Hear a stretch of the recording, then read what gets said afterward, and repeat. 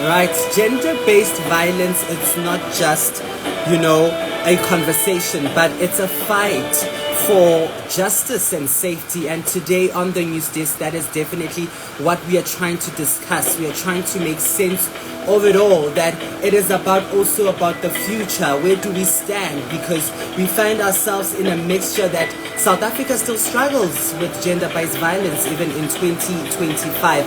And this International Women's Day that was celebrated on the 8th of March 2025, we try to look at where do we stand in 2025. Are we still fighting the good fight, or we are still going through a lot of injustices that we are seeing within our homes, within our communities, within even our workplaces? Because gender-based violence only does not occur in spaces that we are not familiar with, but it definitely also occurs in those spaces that we see on a daily basis. We are going to be discussing that tonight, or as I'm going to be joined by a spokesperson from Women for Change South Africa, which is Bulelwa, is going to be joining us as we try to make sense of it all.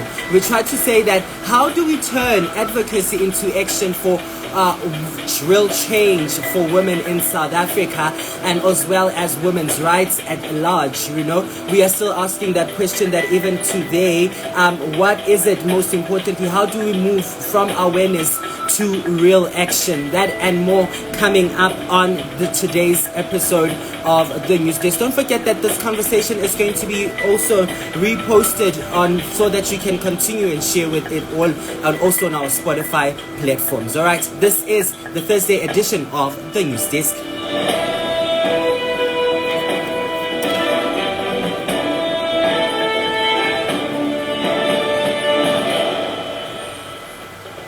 Right, indeed, reporting live from Johannesburg, I am Kagiso Sithole. Right, but let's begin, before we go into today's conversation, let's begin with the big story. Definitely the big story has to be around the budget speech that was tabled yesterday. We know that the Minister of Finance, Enoch Godongwana, stood on the podium there to kind of address some of the financial issues and the breakdowns that we are seeing, as it was a 2.0. We know that this was a postponement of it from the 19th of February 2025 to the 12th of March 2025, and the minister itself was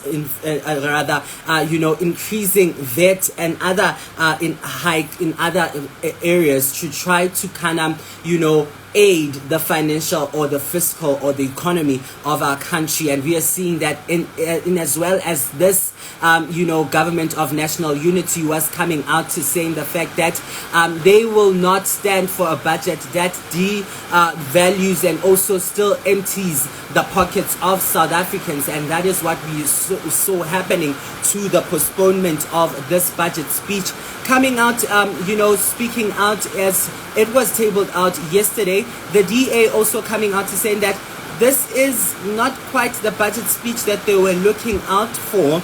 And I wonder what were the conversations around them, because they were a mixed back and forth of conversations between the DA and the ANC, coming out to say that the DA was saying that the ANC didn't communicate with them in certain points that was stated within the budget speech, as well as the ANC coming out to say that there was communication. The Minister of Finance spoke to saying that there was communication with the DA on these changes, and especially the hike that took place there. As we know that the VAT is being hiked into 2026 by it's going to be 16%, which is now we are going to be sitting at 15.0.5, which will be an increase that will continue to see and all that. What is this? What do you call this? The ANC calling this that the DA is trying to play politics into this, but many other opposition parties are calling for the minister to not go ahead with the hiking of VAT and other taxes that we're seeing, rather finding other options that we can rather build a fiscal for economy for our country. Mmusi Maimane, who is the member of parliament for the Bosa party, came out strongly to share his reactions ahead on what the Minister of Finance had to say, and this is what he definitely had to say. And one of my biggest challenges about yesterday's was, in some ways, in the midst of that, a lack of big policy decisions. The second dilemma is that we have a growth problem as a country, and this is self-evident by the fact that now we have to tax citizens if we're going to balance books. Thirdly, I think there's obviously a big conversation about what we do around social relief distress grant, and my argument as we sit here today is that I thought yesterday was a missed opportunity for us to frame what expenditure we'd like to cut, and more crucially, what country do we want to live in from a growth point of view. And so what I'll be looking out for in the next number of weeks and months as we interrogate the budget and work through it is to ensure that there's better efficiency, is to figure out how a better debt management strategy looks like, and ultimately say to all South Africa, all our focus must be on expenditure that brings growth. We fail at that, I think. Right, that is Bosa leader there, Mmusi Maimane, just reiterating some of the fact that as he is also part of the finance committee there, procurement, just reiterating some of the facts that this is what the things that he'll be looking out. Speaking of the fact that he saw that it is a budget speech that failed to address some of the policies that they could have addressed and find a way of restructuring, some of the fiscal policies that we are seeing within our country in a way that we can better aid our economy. But one of the biggest sticking points here is the proposed VAT increase, right? Which the DA says it places an overdue burden on South Africa, particularly low-income households already struggling with rising living costs. I wonder, what it's doing into your pockets, right? It's one of the things that the DA spokesperson Mike Burke says that as far as calling this a Pasado budget, arguing that it lacks real backing in the parliament, I'm wondering into the fact that they were the ones as part of the national government of national unity who sat with the minister as they had the cabinet meeting. I mean, even the minister in the presidency, Kubuzo Mchabeni, was reiterating some of the cabinet meeting that they had on Wednesday after the budget speech. They're saying, taking out some of the sticking points. But Enoch Godongwana hit back to the DA saying that they will not let this go unchallenged, rather, looking at the fact that he was speaking at the budget breakfast earlier this morning, which was a breakfast that was kind of analyzing what he spoke and tabled at the parliament yesterday, and he accused the DA of politicizing the budget and compromising the independence of the National Treasury, saying that the DA is part of the GNU, yet they are treating this budget as if they are the opposition. They do not have faith. And this is something that we saw playing out differently with the SONA that was addressed in February, where we saw them coming out and saying that this is the SONA that they were looking out for. But in terms of the budget, yes, we know that there is, different parties and different policies. I wonder when will they get into an agreement. But Songezo Zibi, who is also part of the SCOPA chairperson, he was also reiterating the fact on, what is this VAT hike? What does this mean? And what took the resolution for them to, take this VAT increase and agreeing to it. Let's take a listen to an interview that he had with Bongani Bengwa on 702 this morning. Good morning, Bongani. Yes, and I will simplify that. So once everyone complained about the proposed 2 percentage point increase in VAT, the National Treasury had to look elsewhere for areas where to find money. One of the things they've done is to not effect that adjustment for inflation for the lower income brackets, which they normally do year in, year out. What they've done is they've said to people who earn, I think, below 520,000 rand, We will not make that plan for you this year. We are going to keep the money instead of giving it to you, which means, in effect, people in that lower income bracket are going to be paying more tax this year. In short, we have chosen to tax the teachers, the nurses, and so on, instead of finding revenue elsewhere, because it is unpopular. I wonder what the teachers and the nurses have to say about this, that, you know, some of the money was taken from their pockets. What's at stake here is that South Africa's budget deficit stands at 2.8 trillion. The VAT increase could bring in billions in additional revenue, but at what cost is this? You know, I wonder what are your thoughts on this? You do use the comment section there to share your thoughts on what do you think of this VAT increase that we are seeing. The Minister of Finance tabling a budget speech yesterday, the 12th of March, which was the budget 2.0, which was postponed from February the 19th to March the 12th, and we are seeing that if the budget doesn't pass, it could delay critical government programs and impact on investment confidence that we are seeing. Even the rand saw a dive even after the minister definitely tabled out the budget speech there. I wonder what it is doing, because some of the residents have been communicating and talking about the fact that it has been affecting their pockets and their everyday living and their everyday spending, which is quite an important thing. And how are they going to afford certain things? We saw that grant got increased, and some of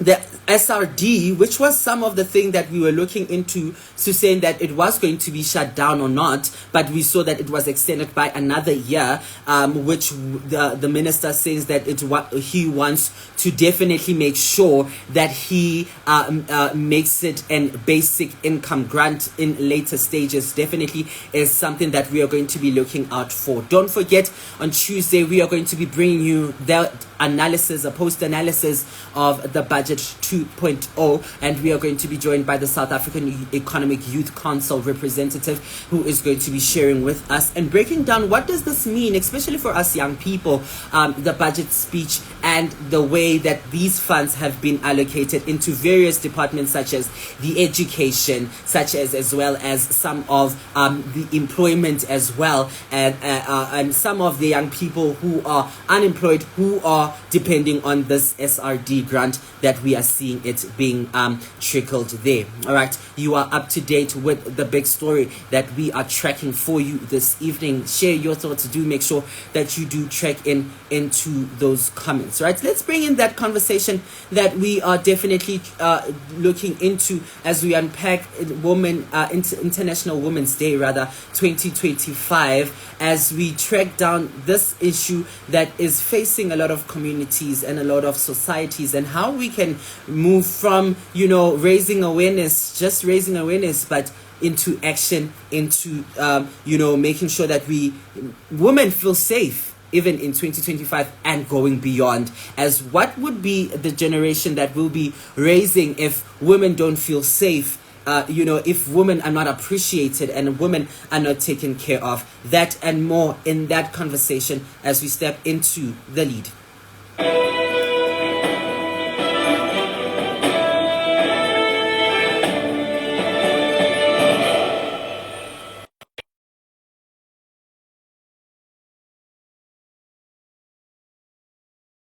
Conversation that are sparking conversations in our communities, and today it's no different, because women's rights are human rights, and yet gender inequality remains a daily challenge. And today in the lead, we are trying to look into how can we definitely try to move from just not only raising awareness, but definitely moving into taking action into making sure that women play safe, and looking into how we're reflecting into these challenges. And joining me is definitely someone who is a change ambassador and a spokesperson for Women for Change South Africa. Bulelwa, a very good evening to you. Thank you so much for joining us. Should I say Happy International Women's Month to you? Thank you so much. Thank you for having me this evening. I truly appreciate this time. Thank you so much for accepting our invite, although it is not a pleasant invite because women in South Africa are still battling the challenge of gender-based violence, inequality in leadership, and especially even in their workplace. But let's begin into what International Women's Day's theme for 2025 is, and it is even in South African's context. Mm-hmm. Okay, so when I reflected on this, especially when you emphasized, for me, when I did research, I was focusing on what does the theme mean for South Africans. If I remember correctly, the theme for International Women's Day is, I think it's empowerment, and it's for all women. They emphasized all women when I read it in the website. And I think for South Africans, I immediately thought that from a woman's perspective, it's safety is a huge thing. I think that in terms of empowering a woman, in terms of empowering our young girls, it definitely falls in alignment with the autonomy, the body of a woman, the rights of a woman, the respect that comes along with being a woman. I think that's in alignment with what it means for South African women in particular.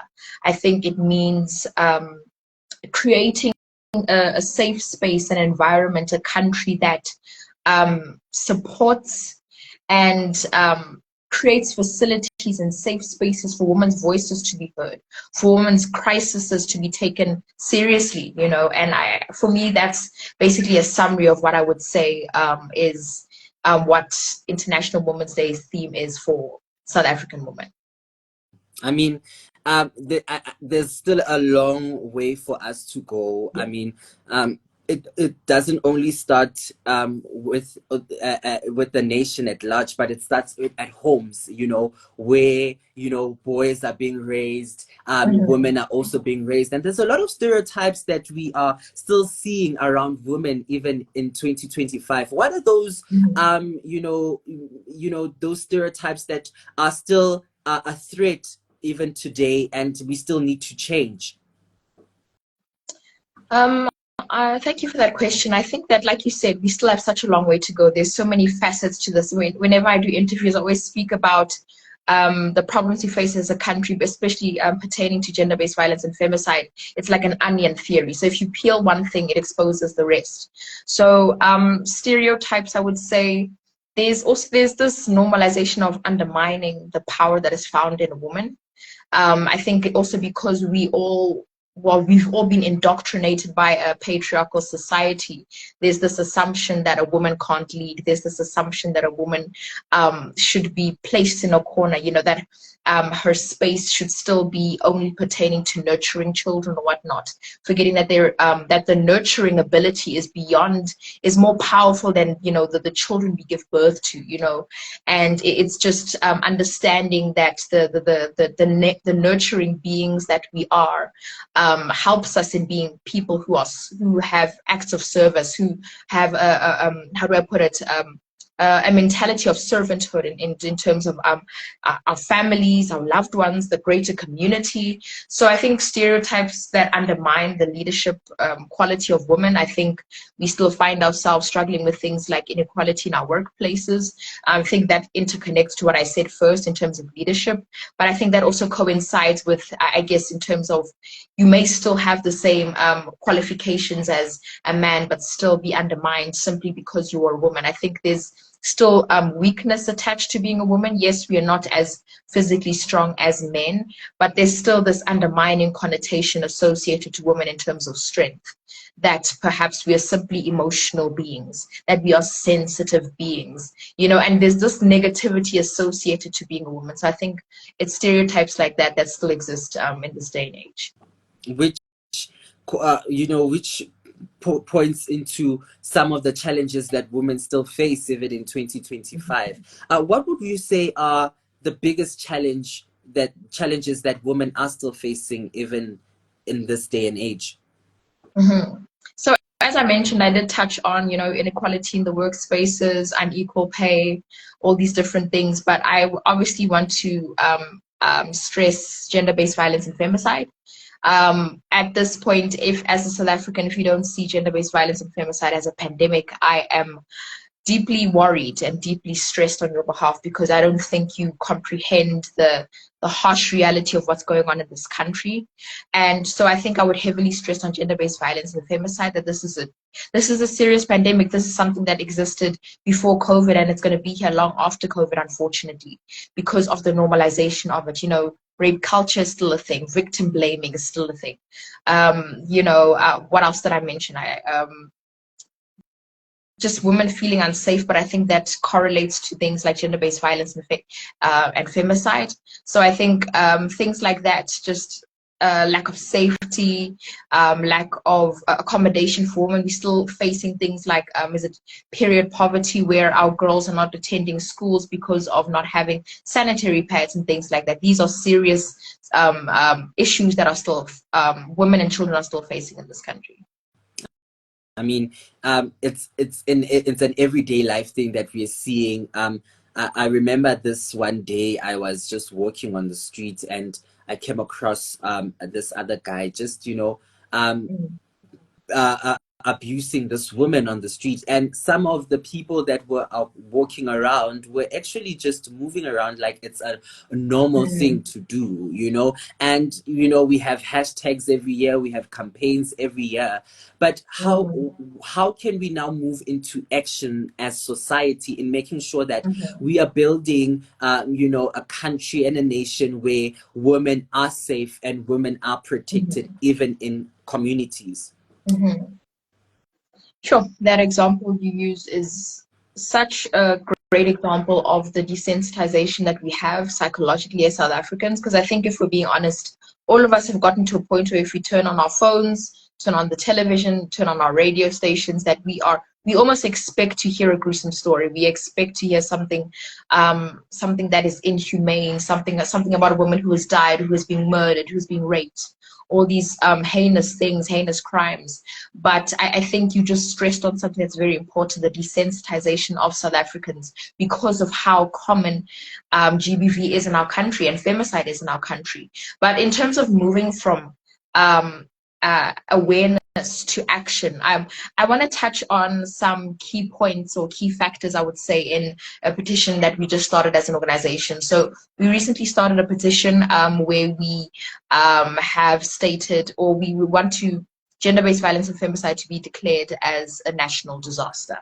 Right, I did express a moment ago that in our eyes, gender-based violence and femicide is a pandemic. And some of our key factors touch on the question you just asked. So firstly, our legislations. People may not know that we have one of the best legislations in the world. I think that if we get to a point where we actually utilize the legislation that we have, and in terms of things like, for example, denying bail to predators, I think that's too common in our country. I think one of the reasons we're so desensitized, or our predators are so comfortable in being predators or influencing potential predators, is because that they know that they might get arrested, but they're going to be granted bail. So in terms of legislation reforms, I think denying bail to predators should be one. Our next key point is things like funding our NSP, our National Strategic Plan, in terms of gender-based violence and femicide. This is something that started or came to be in 2020. We are now in 2025, and yet nothing is coming from it that's concrete, essentially. We want more action to take place. So things like the NSP requires a lot of funding. In connection to that, the NSP can fund organizations like ourselves that are at the forefront of this fight, organizations like ourselves that take this battle seriously. So that would be a huge one as well. Another point that we stress on is also just making the sexual offenders list accessible to the greater community. I know that was not recently, but basically recently, it was delayed once again. Something that was promised to us, it was delayed again. Unfortunately, no shock about that. But things like that we have accessibility in terms of knowing who these perpetrators are, so that we can try and protect ourselves, so that we can know, how to act accordingly in terms of who are we around, who are we surrounded by. Those are some of the points that are inclusive of our petition. Another thing, to answer your question, another important factor is education. education, and for us, we paired education with awareness, but because the question we are moving awareness to action is education is pivotal. I think if we incorporate anti-GBV education or information in our education system, it'd be so imperative. And in saying this, I know that some people would assume we're strictly meaning our schooling systems, which is, yes, I think the curriculum needs to be inclusive of anything GBV. Our children need to know what consent means. We need to know what our rights are. Children need to know, what does it mean if somebody touches you a certain way? What rights do they have? How can they protect themselves? When do you ask for help? When was it your fault? When isn't it your fault? Examples like that. And then not just relying on schooling systems, but having these conversations at home. You said it yourself, Kagiso, that this is problems like the issues that we're facing today are not just they're not one-dimensional in essence. It's how you're raised at home. It's the family that you're in. So another point would also be having these conversations at home.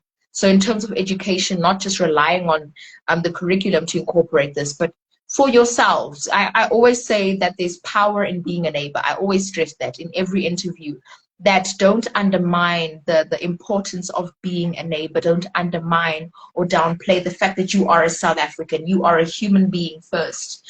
Trying to erase this whole notion of what if it was your mother, your sister, your cousin. Let's get rid of that mentality and let's ask ourselves from a human perspective, as a South African, what do you want your world to look like? So I think that those are a few key points where we can move from awareness to action. Definitely, which is important. And I love the fact that you guys are stressing the fact that it's at homes, these conversations also needs to start at home. And having it as a national disaster as well, the gender-based violence, we've been seeing it happening, and now it's making a whole lot of noise because there's a whole lot of social media, a lot of people now talking, but it's been something that has been happening way back. And it is also about these injustices that we see in gender as well, that men as well want to see themselves as superior as well. Now, how can we say to that young girl to how can they reclaim their power? How can they stay as firm, as strong as women, even in 2025, even in these challenges? Sure. That's so profound, and thank you for that question. I think that firstly, understand that the circumstances or the climate of this world, it is unfair, it is crippling, it is fearful, it's terrifying. That's the word I'm looking for. It's terrifying being a woman, because it almost feels like we're stunt devils nowadays, because we leave our homes, and even in our homes, we don't know anymore who we're surrounded by. But just to encourage you, I would say that know that you are important. Know that your presence, your being impacts your community, impacts your loved ones, that there is a necessity for your presence, that please live and live loudly and boldly, that yes, you live in a world that will try to diminish your light. Yes, we live in a country that has made us fearful of being in our bodies. We're objectified for simply being women, for our autonomy and whatnot. But understand that you are powerful, understand that you are influential, understand that you matter, your story matters. So don't undermine the impact that you have because of your lack of following, whatever the case may be. You are important, and you have influence over the people in your life, over your circle. So utilize it wisely. Ask yourself the question of, what country do I want to live in, and be the change that you want to see. Indeed, be the change that you want to see, and that you are powerful. You touched a bit on what change for women, you guys what are advocating for. Let's talk about some of your, successes and achievements that you've done, and what you guys stand for, and how can young people also, play an active part in, some of the initiatives that you guys have.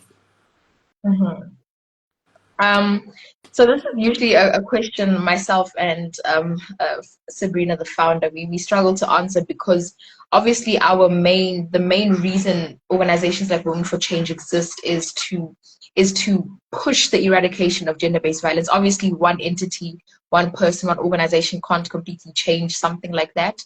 But for us, it's hard to answer this question, because obviously this gender-based violence and femicide is still rife. But I think I will say that our victim support has become something that has almost become a backbone for our organization. Because for those of you who don't know, Women for Change is that when our founder Sabrina funded or started this organization back in 2016, it was strictly to create awareness against gender-based violence. Little did we know it would manifest into the safe haven for victims and survivors and their families, and this learning hub where people even where teachers reach out to us telling us that they use our glossary in their classrooms, in terms of education. We were just talking now about implementing GBV into our education systems, and so I think it's little victories like that, knowing that teachers are using our glossary. It's knowing that we have blossomed beyond awareness, and that now people can come to us for resources, that we can connect people, we can give referrals to, we can connect people in terms of legal aid, psychological aid, financial aid. If people need donations, we do that. We start a page, a GoFundMe for a victim or a family, if that is the case. If that's all that we can do, we do that. But we've become this, our victim support, I believe, and it sounds so biased because I've been in Women for Change for 5 years, or I'm a part of this organization, but I believe I'm not being biased in saying this, that there's a uniqueness about our victim support, because there's a humane approach about it, in a sense that a lot of people that reach out to us in our DMs, they don't want to open up cases. And I don't blame them because of how broken our justice system is, but a lot of them want a few things. They just want to be heard, they just want to be seen, they just want to be believed, and we offer them exactly that. They're not speaking to a robot, they're not speaking to a cellular device, they're not speaking to some robot, responding via PC. No, they can tell that they're speaking to human beings, individuals, our community managers that are counseling, whoever requires our counseling. And it's so humbling to know that we've become that safe space. So I think that would be a victory. I don't know if I missed your other question. You said, how can young people involve themselves in what we do? Yes. Okay. So in terms of that, I think something that we're still struggling with is maybe like if people want to volunteer. I know that some people assume that they want to volunteer and sometimes they reach out. But I think a lot of people, when they fill in our volunteer sheet, it gets to a point where they don't know what to do. They don't know how to reach out. And honestly speaking, just being transparent, that volunteering in an organization like ourselves, it requires lots of mental strength, because we don't deal with faint-hearted stuff. You're going to be either editing maybe like a post about a femicide, a deceased fellow sister, or a child or something. And it's not easy to grapple on such information if you're not used to such, if you're not mentally prepared for such. But I think maybe perhaps volunteering, I think maybe just sharing our content, I think also just educating yourselves first, and then those around you, the influence that you have, your fellow community, playing your part as a neighbor by just educating those about the things that we share. Because a lot of the times we create surveys, and the words that we assume people may understand, people don't really know. Irrespective of age, you would assume that because you are old or mature that you understand that. No, that even something as simple as consent, people struggle to understand, struggle to explain. So perhaps little things like that. So I think that maybe that's how our younger generation can join us in this fight, and also understanding, use your voice. Please use your voice more than anything. Something that we stress on is accountability. So yes, you may not have a huge platform. Yes, you may not feel like the desire you have to make a change is going to do anything, but the reality is, if you witness something, for instance, or there's people close to you where you're witnessing an injustice, some form of abuse, speak up about it. If it's your friend, before cutting them off or whatnot, just if you love someone enough, calling them out on their faults, educating one another. It doesn't help anymore, mising or ignoring these perpetrative behaviors. No, call them out and fix them. And Yeah, definitely.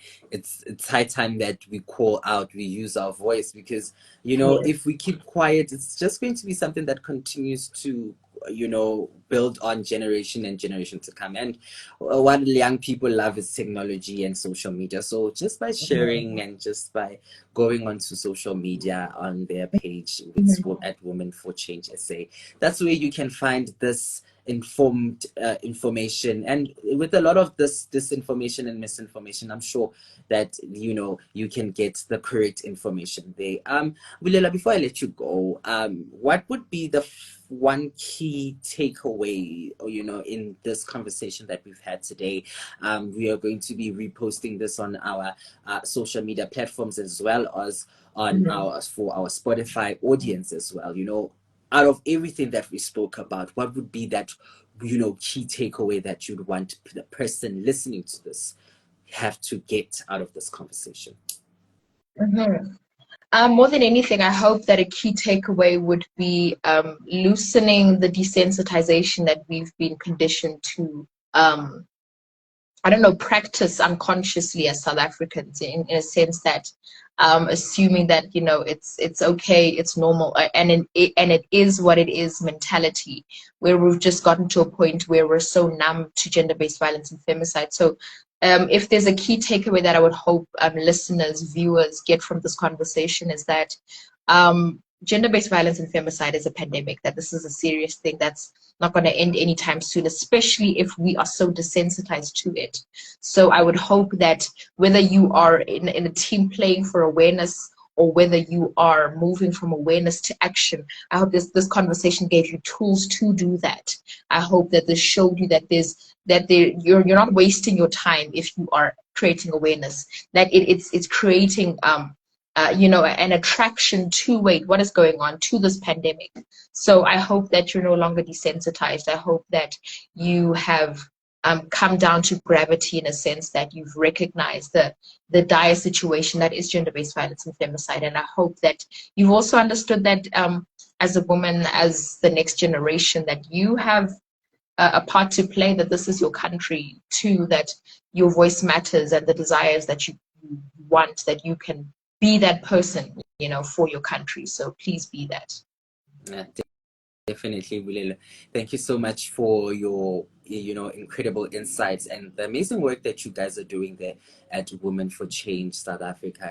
Continue to do that. Hopefully we see a South Africa where gender-based violence is something that we don't even talk about anymore. It's not even a part of our lips. Thank you so much for your time. Thank you for having me. Thank you so much. Thank you indeed. Once again, happy International Women's Month. Thank you. Thank you so much. Thank you indeed. That is Bulelwa from Change for South Africa, Women for Change South Africa. They're just sharing, some of the insights in terms of International Women's Day 2025, and how can we definitely play a part as young people, as a society, as families, as individuals, because it's not only about the organizations that raise the awareness, but it's also about us as individuals. What society, what country do we want to see in the future? Thank you so much for that incredible conversation. All right, that's where we leave it for the Thursday edition, but you don't have to worry, because we'll be back again on Tuesday, as we'll be bringing you conversations that matter to you and stories that matter. Definitely looking into the budget 2.0 2025. I'll be joined by the South African Young SA Young Council for Economy. They are going to be joining us, as we are going to be sharing in all things and trying to make analysis on what does the budget speech mean for a young South African, and with this text being raised, and just dropping some of those analysis. We'll be having that conversation.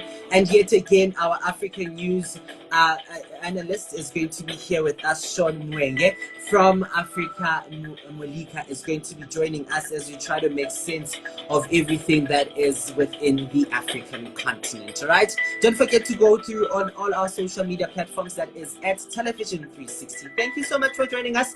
That's a lot for this week. Until we meet again, look after yourself, take care, and good night. night.